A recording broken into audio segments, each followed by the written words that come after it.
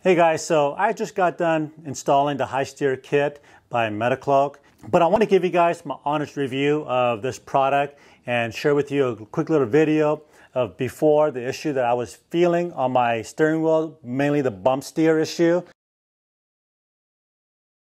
and what it's doing after I installed this high lift kit. One reason why I went with the Metalcloak, this high steer kit, is because on the website they claim that it's going to eliminate your bump steer for Jeeps that are lifted anything more than 4.5 inches.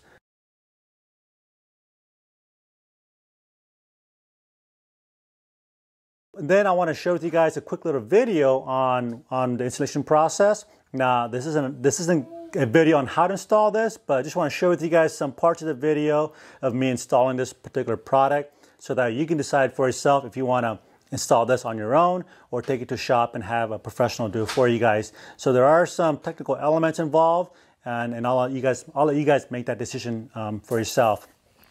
And then third, I want to take the Jeep and go over the same potholes and the bumps that we did earlier on before we installed this to have a before and after comparison.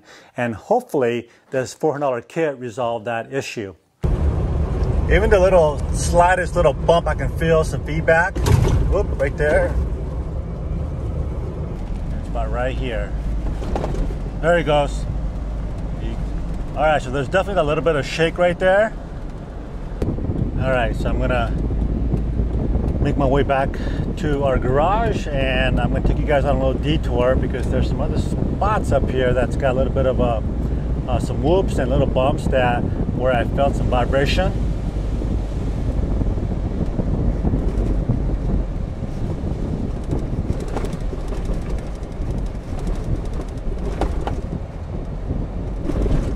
Right there, little vibration there. Take some quick measurements here on my drag link. We're going to go from basically the center of one to the other, so that when we put the new drag link on here, we'll have a good idea of how long it should be. And this is all right. So we're going to remove the stabilizer bar.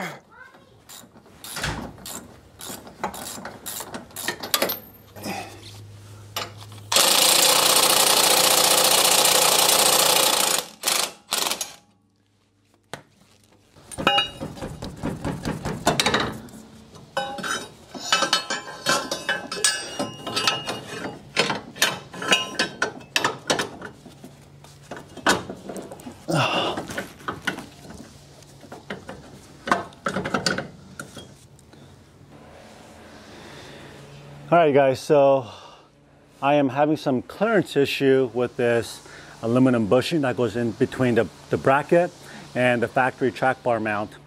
So I put a file right here, and I've been having to shave this thing down, and it's a pain in the butt, but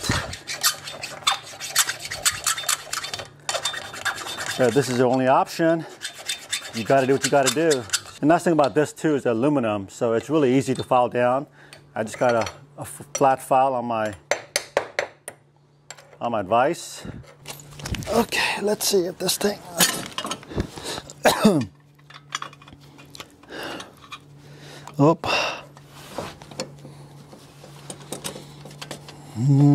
Not quite. A little more. Okay, so I got the factory. So I'm using the factory tie bar bolt on the top, and the Metalcloak bolt provided on the bottom right here. So I got these two bolts in there. They're not tight yet. I'm going to go ahead and tighten up the U-bolt by hand.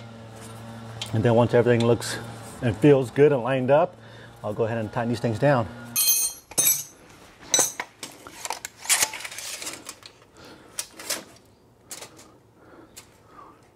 All right, so now I got that bracket all set up. We're going to go ahead and take apart this. Take this drag link off.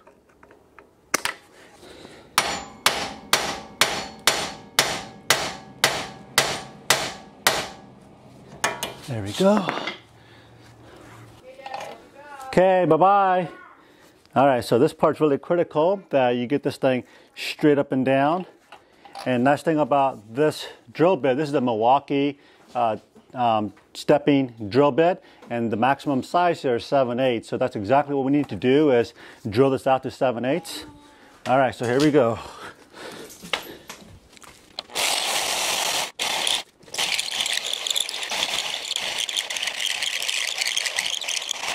Okay, and then it goes right in there just like that.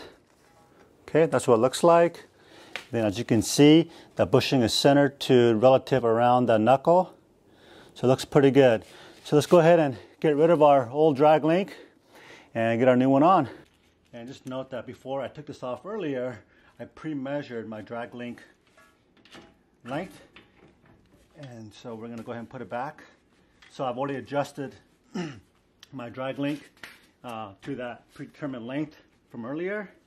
So this goes on top now, opposed to coming in from the bottom. And then what that does is it basically makes this drag link a little more parallel across the, the horizon. Before it was angled pretty good like this. So with that and that bracket down below, that relocates my track bar up a little higher. So once I put this thing down, let's take a look and see how it all looks.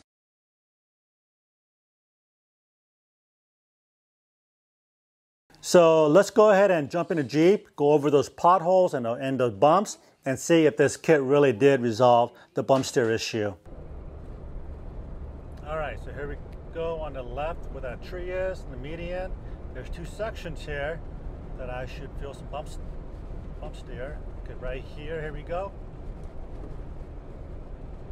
Oh, that was good. Okay, that was really good. Okay, now here's the other section of the road. This is location number 2. I'm gonna back up the camera here, hold it steady. Okay, about right here. Okay, that's way better. But on that one, I did feel a little bit of a feedback on the steering wheel. All right, guys, so here we are at number 3 location.